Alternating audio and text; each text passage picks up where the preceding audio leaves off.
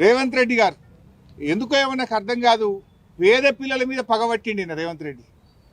ఆ పేద పిల్లలకు కనీసం ఇందాక పిల్లలు చెప్తున్నారు, సార్ పొద్దుగాల చలికాలం ఆడపిల్లలు వాళ్ళు ఆ సన్నీళ్ళతో స్నానం చేయలేకపోతున్నాం సార్, ఒక గీజర్ పెట్టింది సార్ అని పిల్లలు బతిలాడుతున్నారు. అరే నువ్వు ఫుట్బాల్ ఆడడానికి 5 కోట్లతో స్టేడియం కట్టుకుంటావు, 100 కోట్లతో ఆ మెస్సీని తెచ్చుకొని ఫుట్బాల్ ఆడతావు. కనీసం మరి ఈ పిల్లలకి ఇంత వేడి నీళ్ళు వచ్చేటట్టు ఓ హీటర్ పెడితేంది, చలికాలం ఓ దుప్పట్లో బ్లాంకెట్లో షటర్లో ఇవ్వచ్చు కదా. ఇప్పటిదాకా ఎస్సీ ఎస్టీ బీసీ హాస్టళ్లలో బ్లాంకెట్లు రాలేదు, దుప్పట్లు రాలేదు. ఆడపిల్లలకు కూడా చన్నీళ్లతో చలికాలంలో 5 డిగ్రీ సెంటీగ్రేడ్లో ఇవాళ చలికాలం గిజగిజ వణికిపోతూ చన్నీళ్ళ స్నానం చేస్తున్నారు పిల్లలు. ఎందుకు పట్టించుకోవట్లేదు అని అడుగుతా ఉన్నా. ఈ పేద పిల్లలంటే నీకు ఎందుకు చిన్న చూపు అని నేను అడుగుతా ఉన్నా. నీ పాలనలో ఈ 2 ఏళ్లలో 116 మంది పిల్లలు చనిపోయింది.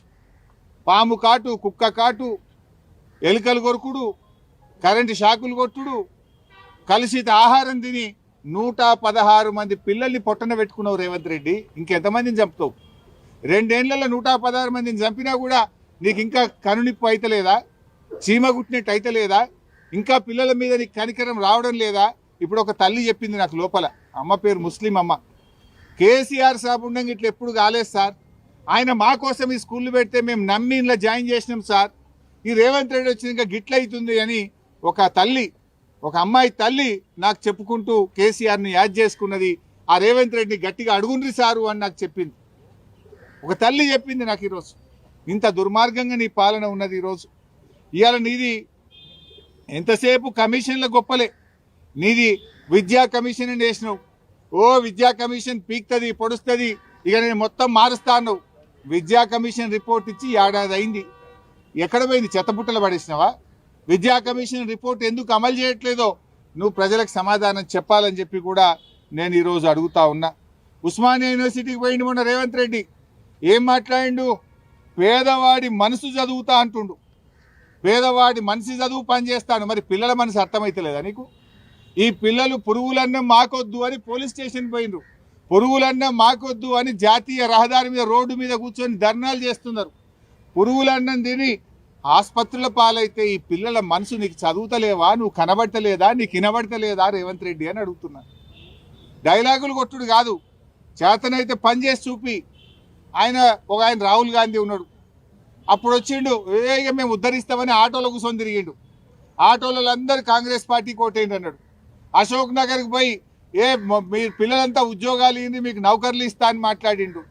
ఇక మస్తు మాట్లాడిండు. 6 గ్యారంటీలకు నాది జిమ్మేదారు అన్నాడు. ఇవాళ ఎటువైండు ఆయన రాహుల్ గాంధీ? ఇవాళ ఈ రాష్ట్రంలో దాదాపు 200-300 మంది రైతులు చనిపోతే రాహుల్ గాంధీ రాడు. ఈ రాష్ట్రంలో 160 మంది ఆటో డ్రైవర్లు చనిపోతే రాహుల్ గాంధీ రాడు.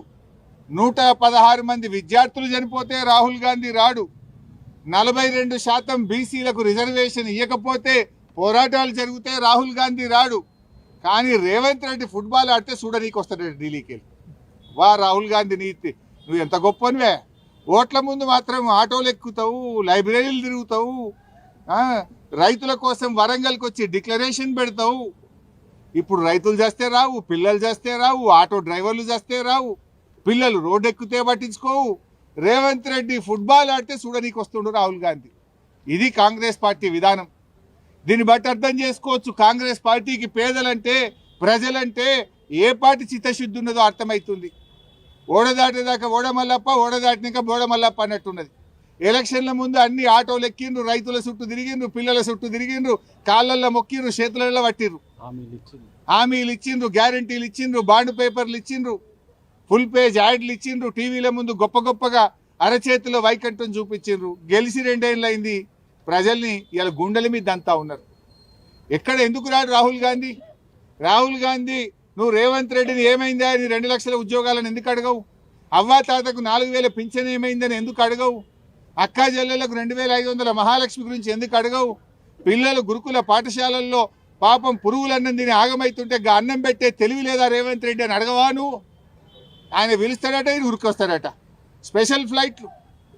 ఇక రేవంత్ రెడ్డి ఆడే ఫుట్బాల్ చూడడానికి ఆయన ప్రత్యేక విమానం వేసుకొని ఢిల్లీకి వెళ్ళి వచ్చి రాహుల్ గాంధీ గారు రేవంత్ ఆటను చూసి ఆయన పరితపిస్తారట. అయ్యా రాహుల్ గాంధీ గారు, రేవంత్ ఆట చూస్తావో ఏం చేస్తావో నీ ఇష్టం. ఈ పిల్లల్ని వచ్చి చూడు, కోటిలో నీలఫోర్లో ఉన్న పిల్లలు వచ్చి నీ రేవంత్ పాలనలో కడుపు నొప్పితో, పురుగులన్నంతో, కలుషిత ఆహారంతో ఆ పిల్లల్లో కన్నీళ్లను చూడు రాహుల్ గాంధీ. నీ రేవంత్ రెడ్డి పాలన ఎంత అధ్వాన్నంగా, ఎంత దరిద్రంగా ఉందో మేం చెప్పుడు కాదు. ఆ నీలోఫర్ ఆసుపత్రిలో, కింగ్ కోటి ఆసుపత్రిలో ఉన్న పిల్లల తల్లిదండ్రులతో మాట్లాడు, పిల్లలతో మాట్లాడు. రాహుల్ గాంధీ, నీకు మనసు ఉంటే, నీకు చిత్తశుద్ధి ఉంటే, నువ్వు ఒక ప్రతిపక్ష నాయకుడివైతే ఈ పిల్లల బాధలు విను. ఇకనైనా పురుగులన్నం చాలించండి, పిల్లలకు కడుపు నిండా ఇంత అన్నం పెట్టండి, పిల్లల ఆరోగ్యాన్ని కాపాడండి. రేవంత్ పాలనలో పిల్లలు ఏమంటున్నారంటే, ఇక నేను పోను ఈ గురుకుల పాఠశాలకు, నేను ఇంటికే పోతా అంటున్నాను. అంటే గురుకుల పాఠశాలల ప్రతిష్ట దెబ్బతీస్తున్నావు, ప్రభుత్వ పాఠశాలల ప్రతిష్ట దెబ్బతీస్తున్నావు. పిల్లలు గురుకులాలకు పోవాలంటే భయపడే రోజులు వచ్చినాయి నీ కాలంలో. సిగ్గుతో తలదించుకో. ఏ మొహం పెట్టుకొని ఫుట్బాల్ షోకులు పెట్టుకుంటున్నావు నువ్వు? పిల్లలు దవాఖానలలో పడితే నీ మంత్రి రాడు, నువ్వు రాడు, నీకు టైం దొరకది. నువ్వు ఫుట్బాల్ కోసం ప్రాక్టీస్ చేస్తున్నావు నువ్వు. వీడికి వస్తే అల్ట్రాసౌండ్ చేయలే పిల్లలకు. నిన్నటి నుంచి ఒక అమ్మాయి కడుపు నొప్పితో ఏడుస్తుంటే అల్ట్రాసౌండ్ చేయలే ఇప్పటిదాకా. ఏమైందా అల్ట్రాసౌండ్ చేయలేదంటే, అల్ట్రాసౌండ్ మధ్యాహ్నం 2 గంటల దాకానే చేస్తాం సార్, మధ్యాహ్నం 2 తర్వాతనే వస్తుంది అన్నది కడుపు, అందుకే రాత్రి అల్ట్రాసౌండ్ మా దగ్గర ఉండదు సార్, మధ్యాహ్నం 2 బజే అల్ట్రాసౌండ్ బంద్ అంటుండు సూపరింటెండెంట్. ఇక సిటీ స్కాన్ దగ్గర పోయినా, సిటీ స్కాన్కు పేద తాళం వేసి పెట్టిరు కింగ్ కోటి ఆసుపత్రిలో. ఆనాడు వైద్య ఆరోగ్య శాఖ మంత్రిగా కేసీఆర్ గారు ముఖ్యమంత్రిగా వారి డైరెక్షన్లో నేను ఇక్కడ సిటీ స్కాన్ పెట్టించిన. పరిస్థితి ఏంటంటే, మేము పెట్టిన సిటీ స్కాన్ నడపశాతం ఇంతలేదు గవర్నమెంట్కు. 6 నెలలు అయిందట తాళం వేసి సిటీ స్కాన్కు. ఏమైందా సూపరింటెండెంట్ గారు అంటే, టెక్నీషియన్ లీవ్ పెట్టిపోయింది సార్, టెక్నీషియన్ పోతే ఇంకో టెక్నీషియన్ తెచ్చుకోవా? 6 నెలలకెళ్ళి సిటీ స్కాన్ పనిచేయకపోతే పేదల పరిస్థితి ఏంది? పేదలు ప్రైవేట్లో పోయి సిటీ స్కాన్ చేయాలంటే 4,000 5,000 ఖర్చు అయింది కదా. 6 నెలలకెళ్ళి సిటీ స్కాన్ రూమ్కు తాళమేసి పెట్టిందంటే ఈ పాలన ఎట్లా ఉందో మనం అర్థం చేసుకోవచ్చు. సో ఏది ఏమైనా ఇప్పటికైనా ప్రభుత్వాన్ని, రాహుల్ గాంధీని కోరుతున్నాం.